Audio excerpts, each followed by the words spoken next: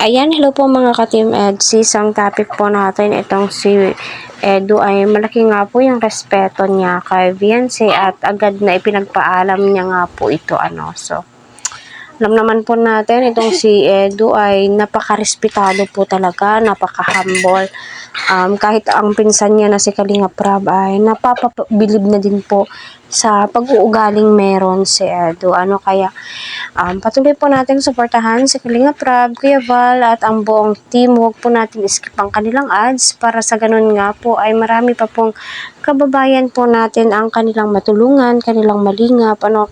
Kasi sa panahon po ngayon, marami po talaga ang humihingi ng tulong.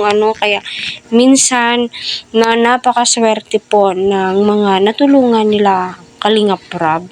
Sa hirap ba naman ng buhay ngayon, napaka mahal ng bilihin. Yung 1,000 mo, parang 100 na po. Kaya totoo yung sinabi ni Kalinga Prab na blooming si Viancy. Yes, minsan nakaka-blooming din po talaga ang paggaan ng pasanin, no? Yung problema mo noon ngayon, gumagaan na, di ba? Nakaka-blooming din po yan. And syempre, inspired din po itong si Viancy. So, panoorin muna natin para maintindihan po, Wala kang kiliti dito. Labot po. Labot po na nakata. O, hindi kita niyayakap pa. Ang hirap kasi. Yan.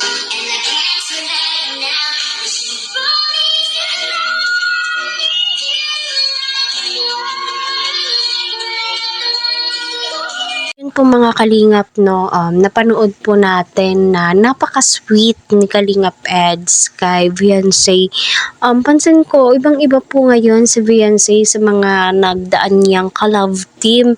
Kung napapansin po ninyo, mas naging sweet po si Edu, mas maalalahanin, yung dating nahihiya po siya, di ba? Minsan mapapansin natin si Eds, pero ngayon, grabe, masasabi mo po talagang, Lord, si Viancy na ba yung ibinigay mong perfect katandem niya, perfect ka-love team niya, yung tipong di po siya nahihiya. Pero si Viancy, pansin din po natin na di rin po minsan maiiwasan na mahihiya ka. Kasi nga po, rinig po natin, no, na-crush nga po ni Viancy itong si Eds. Kahit sino naman po, kahit ako naman din ho, mahihiya at maiilang po ako. Di naman po agad-agad na magbo-boost yung confidence mo kasi alam din po ninyo, no, crush siya ni Viancy matagal na. Kaya masasabi mo, ay nako, sana sila na. Pero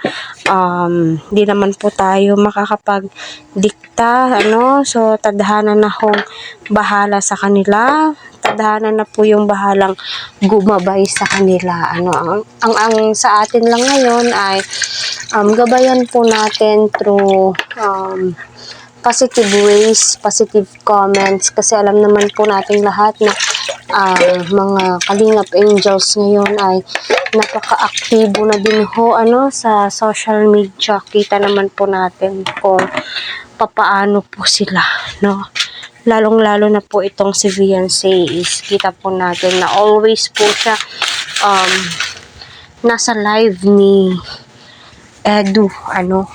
Kita naman po natin na alam niya kung saan pumupunta si Eds, yung mga galawan ni Eds, at si Viancy ay updated din ho, kaya masasabi mo sila na, no, Panginoon na po ang bahalang mag-bless sa kanila kung si Viancy po talaga ang itinadhana para kay Edu, diba?